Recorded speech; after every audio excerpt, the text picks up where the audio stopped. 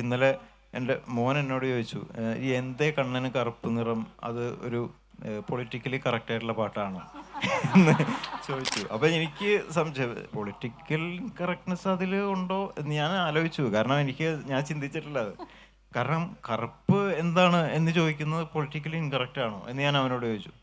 അല്ല, അപ്പോൾ അവൻ പറഞ്ഞു അല്ല, രാധയപ്പോൾ മറുപടി ഓതി ഗോവർദ്ധന ഗിരി അല്ല എന്തോ മറ്റേ കലത്തിലടച്ചപ്പോ അതിന്റെ കരി പോകേണ്ടതാണെന്നൊക്കെ പറയുമ്പോ അത് ശരിയല്ലല്ലോ എന്ന് പറഞ്ഞവൻ.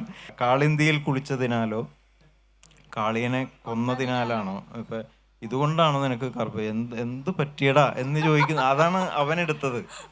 അപ്പോ പക്ഷെ ഞാൻ പറഞ്ഞ എടാ ശ്യാമരാധേ ചൊല്ലു നീ നിൻ ചുടു ചുംബനമേറ്റതിനാലോ എന്നുള്ള. അപ്പൊ ശ്യാമരാധേ, ഇപ്പൊ രാധയെ കറുത്ത രാധയെന്ന് ആരും വിളിച്ചിട്ടില്ല. സോ അതൊരു ക്വാളിറ്റി ആയിട്ടല്ലേ കവി പറഞ്ഞത്. ശ്യാമരാധേ ചൊല്ലു നീ എന്ന് ചോദിക്കുന്നത് എന്ത് ബ്യൂട്ടിഫുൾ ആയിട്ടുള്ള വരിയാണ്. എന്നാലും ഇങ്ങനെ ഒരു പരിപാടി ഉണ്ടോ എന്നാണ് ചോദിക്കുന്നത്. So they excavate, they explore.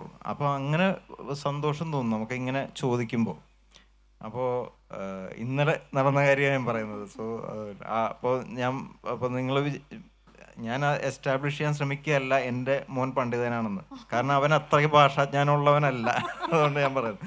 So അവൻ പോലും ചോദിക്കുന്നു എന്നാണ് ഞാൻ പറയുന്നത്. സോ അങ്ങനെ ഇപ്പോഴത്തെ പുതിയ ജനറേഷന് അന്വേഷണത്വര കൂടുതലാണ്, സ്റ്റൂഡിയസ് ആണ്. അവർ പെട്ടെന്ന് പഠിക്കും. എന്നേക്കാൾ അല്ലെങ്കിൽ നമ്മളെക്കാൾ കൂടുതൽ ഇൻ്റലക്റ്റ് അല്ലെങ്കിൽ ഐക്യു കൂടുതലുള്ള എവല്യൂഷൻ ശക്തമായി സംഭവിച്ചൊരു തലമുറയാണ് ഇപ്പോൾ ഉള്ളത്. സോ അവർ അതിനെ പിന്തുടർന്ന് പോവും എന്ന് ഉറച്ച് വിശ്വസിക്കണ്ടേ.